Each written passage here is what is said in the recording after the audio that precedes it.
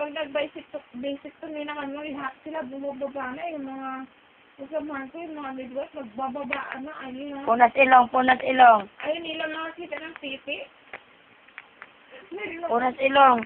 Kasi pinaplasteran ko mo yung titi kapunta dito sa taas ng puson. Bakit? Tapos, Kasi mag-basic to na nga sa itlog. Ganun yung sa itlog. Kasi dedresingan ko ngayon ng betadine. Dedresingan ko. Len, punas ilong. Sabi niya, mayroong isa, yung jeepney driver. Sabi niya, dalaga pa ba, Dok, dalaga pa ba ito? Sabi ni Manong, oh, dalaga pa yan. Sabi niya, tumayo yung mama. Naklastiran ko na yung titi niya. Tumayo. Sabi ko, oh, naiya. Sabi ko, hindi naman kita kilala, hindi naman kita masasakyan. Tumayo.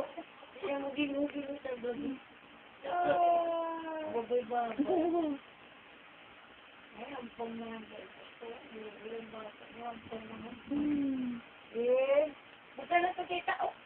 Tapos hanggang ano pa kalma, hanggang lubaw. Put it on your head. On your head. Head. Si Manong naman, Dito tingin. abot siya hanggang Sambuang ka man. Sa Tabaco, Davao, Cebu. Doon sa Cadiz. Ang Negros, ikot niya yan. Kasi tulog ka na lang sa Palay. Ikot na yan. Itong Pilipinas, ikot niya. Ano na yun, sa family planning. Sa ulo. Punas ilong. Na ano yan, mga gamit dun, puro singlet.